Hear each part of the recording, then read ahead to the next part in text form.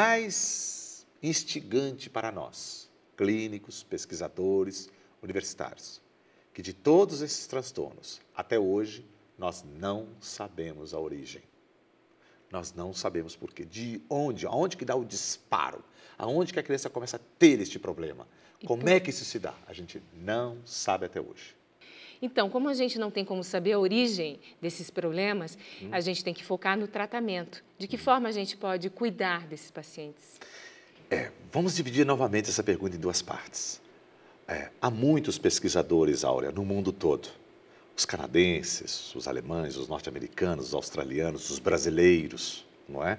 Há pouco tempo eu estive na Faculdade de Medicina da Santa Casa de São Paulo, passando o dia inteiro só tratando e cuidando de dois temas, neurônios, espelhos e inclusão.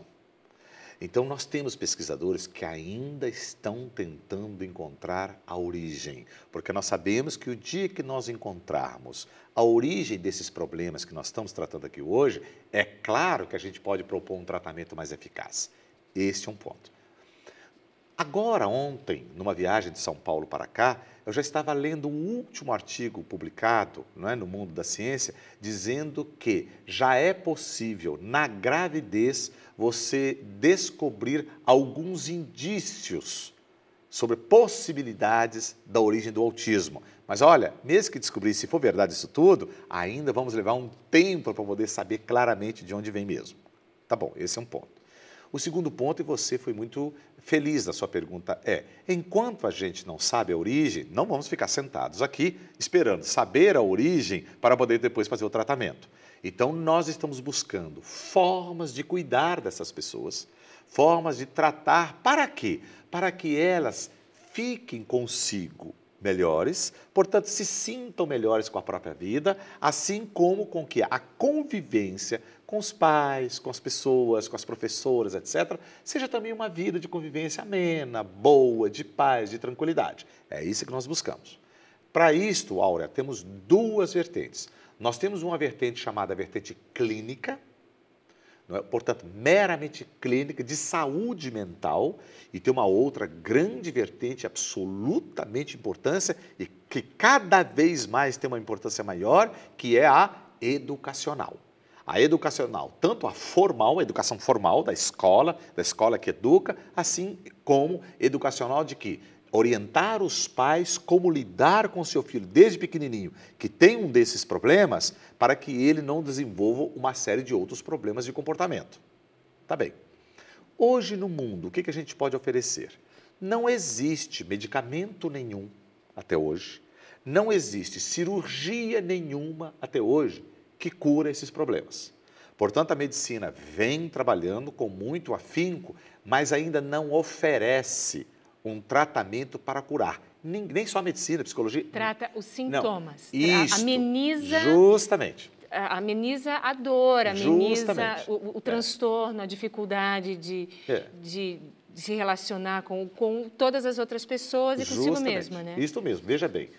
Na farmacologia, existem alguns medicamentos, alguns psicotrópicos, portanto, alguns psicofármacos, que vão tratar, que vão cuidar de alguns sintomas. Para quê? Diminuindo e acertando aqueles sintomas, a criança pode ter mais oportunidades de entender o que está se passando em volta dela e, com isto, aprender coisas mais positivas, melhores para a sua vida. Trazer equilíbrio, né? Justamente. Então, a medicação não é para curar autismo, não é para curar Rett, não é para curar Asperger, mas é mais para tentar atender a um tipo de sintoma, combater um determinado sintoma que está trazendo muito prejuízo para essa criança. Cirurgia, como eu falei, essas coisas não existem. Já na área educacional, psicoeducacional, existem alguns procedimentos, alguns métodos, algumas técnicas que já podem treinar, adaptar, fazer com que a criança, com que a pessoa aprenda alguns novos comportamentos. Nós chamamos isso de aquisição de novos comportamentos, que ela adquira novos comportamentos e possa, inclusive, abandonar outros comportamentos que trazem prejuízos para ela e, com isso, ela adquirir um patamar de qualidade de vida melhor. Como eu havia dito há pouquinho, esses tipos de transtornos que nós estamos tratando hoje aqui Não tem cura. Nós não conhecemos a cura deles.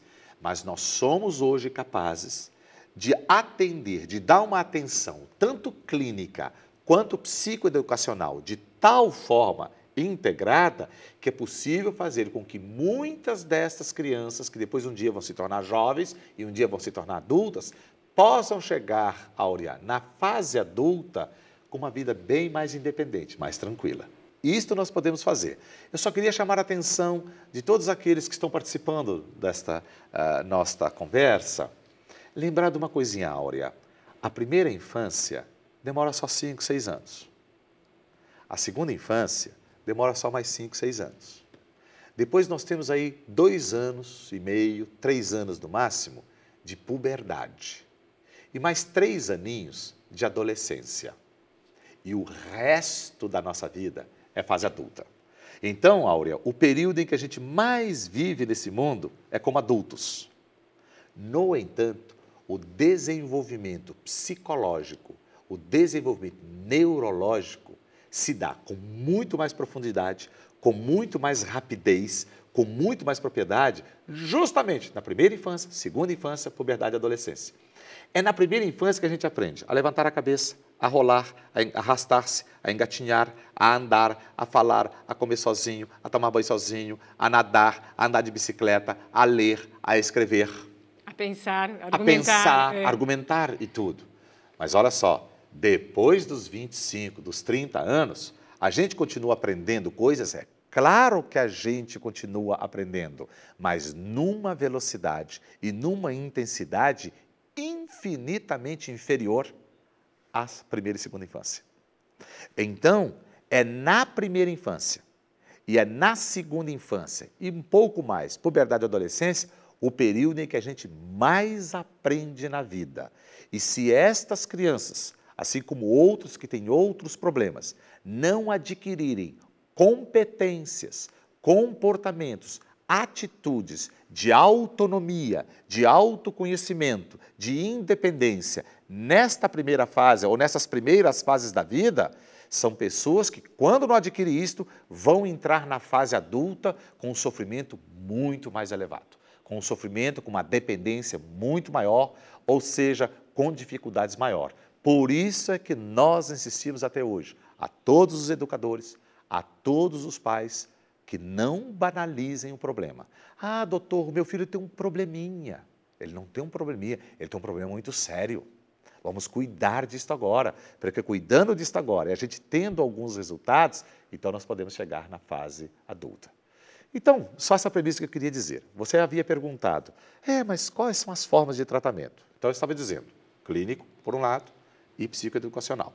No tratamento clínico, nós temos, então, a própria medicina, que vai cuidar dos exames, vai cuidar de, às vezes, se a criança está com comportamentos muito exacerbados. É comum, por exemplo, neste grupo de pessoas que nós estamos falando, nessa população, é comum você encontrar comportamento autolesivos. O que é um comportamento lesivo? Crianças que se mordem, crianças que se batem, crianças que batem com a cabeça na parede, crianças muito hiperativas, não é? Crianças que, às vezes, fecham a boca, param de comer vários dias, entram num processo de anorexia. Insônia, crianças que passam às vezes até 72 horas sem dormir. Crianças que se fixam, por exemplo, numa garrafinha de plástico, então o tempo todo fica mexendo com a garrafinha de plástico perto do ouvido, só para ficar escutando aquele barulhinho, e podem passar o dia inteirinho fazendo aquele movimento.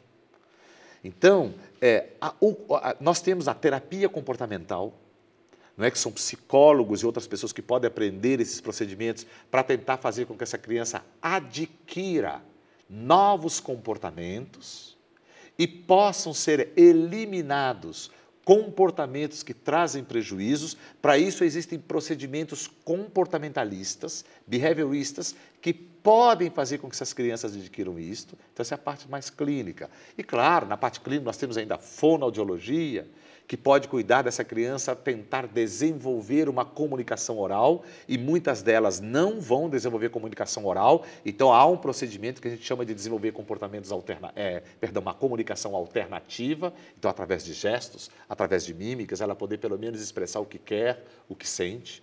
Nós temos a fisioterapia, nós temos a terapia ocupacional, ocupação terapêutica, uma criança que às vezes tem uma deficiência mental um pouco mais acentuada, associada a um desses problemas, não é? Autismo, associada a uma RET, porque podem ter 2 diagnósticos. Então, uma pessoa com retardamento mental mais grave, a terapia ocupacional pode ajudar com que ela adquira algumas competências, como vestir-se, como despir-se, como tomar banho sozinha, ser treinada para isto, inclusive aprender a fazer seu próprio sanduíche, aprender a fazer, pelo menos, o asseamento, a limpeza, por exemplo, da cozinha, do quarto onde vive. Então, a terapia ocupacional, não só ela, mas um dos exemplos é cuidar disso também. Então, nós temos vários profissionais da saúde mental que podem cuidar disto. E temos na área da educação os psicopedagogos, pessoas formadas em educação especial, que têm habilidades para desenvolver academicamente, desenvolver processos de aprendizagens acadêmicos, e é claro, na escola você não aprende só coisas acadêmicas, aprende também a conviver com as outras crianças, aprende também a fazer algumas atividades dentro da própria escola, como distribuir o lanche para os outros amigos, ou fazer seu próprio lanche, e isto são atividades que podem ajudar esta criança a adquirir essa autonomia para chegar numa fase adulta mais autônoma. E por último, muito compreensível, e a gente não só compreende, mas é comum pais sofrerem tanto, mas tanto com os problemas dos seus filhos, que eles acabam se perdendo. Então, começam a ter aqueles comportamentos de permissividade.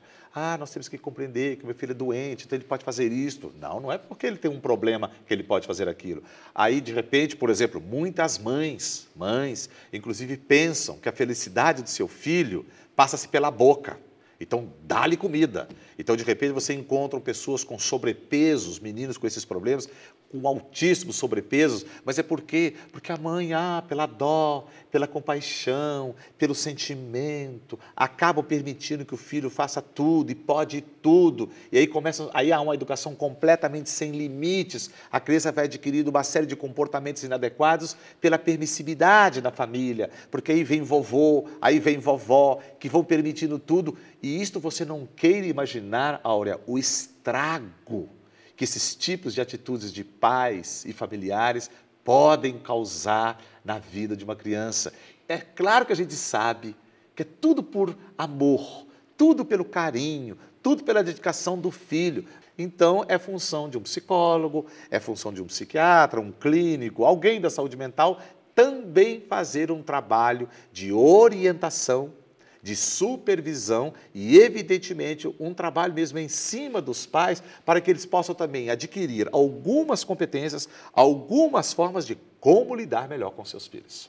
Facione, e por falar nisso, do amor da família, eu fiquei pensando, como que funciona no caso, por exemplo, de uma criança autista, já que ela não percebe, ela não aceita o contato físico, o amor mesmo demonstrado de forma física. Como que os pais lidam com isso? Deve ser difícil, né? Áurea, é muito difícil. Nesses 33 anos de carreira que eu já faço, trabalhando nesta área, a gente percebe o sofrimento é muito profundo. Até mesmo porque muitas mães atribuem a si, talvez, a culpa de ter gerado um filho autista. E as mães e os pais não têm culpa nenhuma, isso nós já sabemos.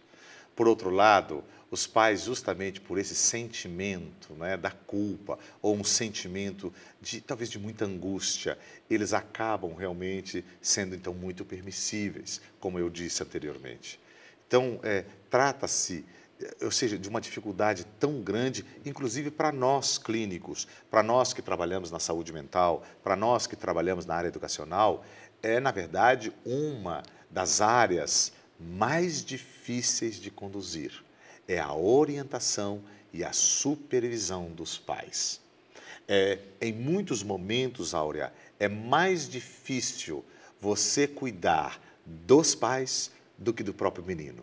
Não porque eles negam, não é a negação, mas é convencer-se que há determinados momentos que você tem que ser um pouco mais assertivo com o seu filho por ele, em nome dele. Para isto, eu gosto muito de usar uma frase que é fundamental na minha vida de clínico, na minha vida também de pesquisador. Ernesto Che Guevara dizia para nós ainda lá na década de 60, hay que endurecer-se, pero sin perder la ternura. O que significa isso para mim? Qual é o conteúdo disto? Há determinados momentos na nossa vida, do trabalho, do dia a dia, da orientação dos pais, em que às vezes você tem que apertar um pouco mais. Aperte aqui, porque se esse menino aprender, olha, isto eu não posso fazer, isto não é bom fazer. Se eu fizer isso, as pessoas se chateiam comigo, as pessoas se entristecem comigo. Então, se eles aprendem uma educação com mais limites, portanto, conhecendo que a vida tem limites, então nós podemos fazer com que essas pessoas, ao chegarem na fase adulta, sejam pessoas mais independentes, sejam pessoas mais livres. E eu digo isso com bastante propriedade e convicção, Áurea, porque isso não vale só para autismo, não. Isso vai valer para os seus filhos. Se você um dia tiver os seus filhos e cuidar deles com muita permissividade, o vale tudo, o pode tudo, tudo é possível, são pessoas que vão padecer, vão sofrer enormemente na vida adulta porque não conheceram os limites da vida, porque a própria vida tem limites.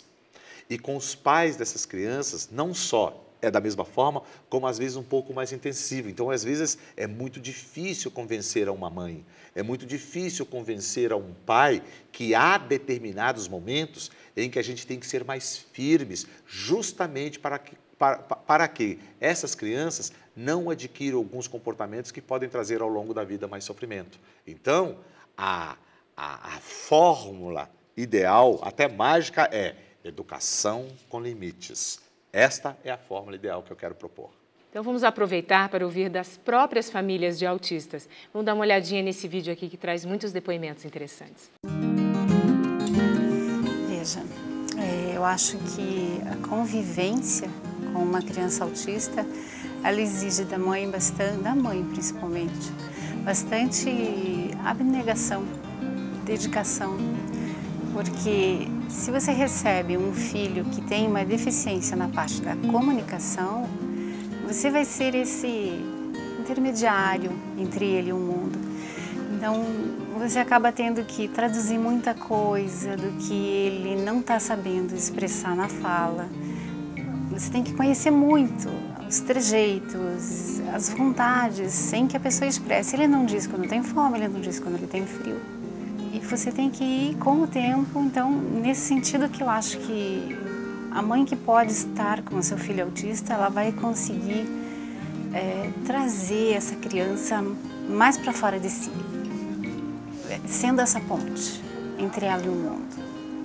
E no sentido de convivência, o dia a dia mesmo, às vezes fica muito, você tem que estar sempre armazenada de paciência. Ele às vezes repete muitas coisas, você não quer deixar de responder para não permitir que ele se feche de novo. Então você tem que estar muito em convívio, assim, estreito com ele. E sempre assim, às vezes você sai para um passeio e você tem que ir pensando que talvez você vá voltar e não vá conseguir cumprir o passeio. Porque é de momento. A partir dos 12 anos ele começou a ter uma fala contextualizada. Ele começou a falar mesmo foneticamente a partir do 5º ano. Quando ele era bem pequeno, uma fonoaudióloga me disse, ele vai te pegar no punho, ele vai te levar para pedir água. Você deve forçar que ele falasse. E eu não obedeci, porque eu achei assim, primeiro vem a expressão, primeiro vem a comunicação, que não precisa ser através da fala, necessariamente. Depois é que eu fui garimpando essa fala, depois é que eu fui forçando. Você quer água? Água. A gente foi ensinando a fonética em si. Mas eu acho que primordialmente a comunicação não precisa ser só, né? Era outro o empecilho dele, ele nunca teve um empecilho no aparelho fonador. Não é esse, o empecilho era outro. Então, mas a fala mesmo, assim, contextualizada, expressando uma vontade, veio mais a partir do 12º ano, que ele realmente começou a falar coisas, trazer conteúdos para você realmente ter um diálogo Veja, parece até comum que as pessoas, assim, todos os casos de doença quaisquer, as pessoas dizem, oh, meu caso foi especial. Mas eu acredito que o do meu filho foi especial, porque ele tinha um prognóstico de autismo severo. Ele tinha um prognóstico assim, mas ele conseguiu começar a falar antes do 5º ano, isso já foi aliviando, né? Porque quando ele nasceu, ele era aquele bebê que ficava quieto no berço, totalmente apático. Ele não pedia para ser alimentado, para ser trocado. E ele não desenvolvia simplesmente por uma alienação. Então, ele tinha um prognóstico muito mais complicado do que hoje em dia, porque hoje em dia ele tem capacidades plenas até de arrumar um emprego.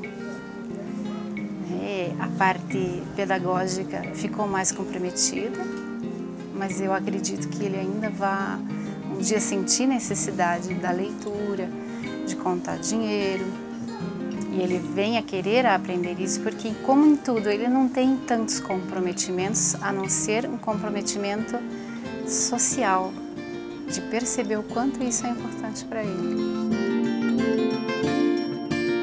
Esse é o comprometimento verdadeiro.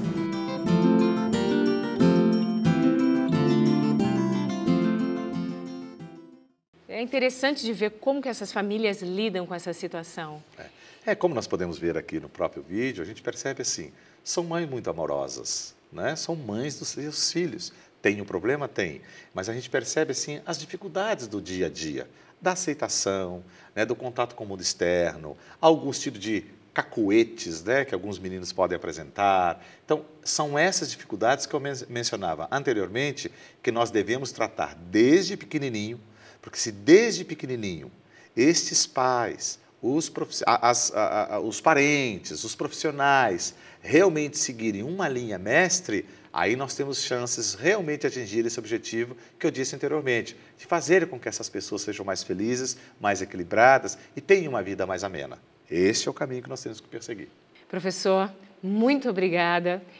O primeiro bloco da nossa conferência, onde falamos do autismo e outros transtornos invasivos do desenvolvimento, termina aqui. Até breve.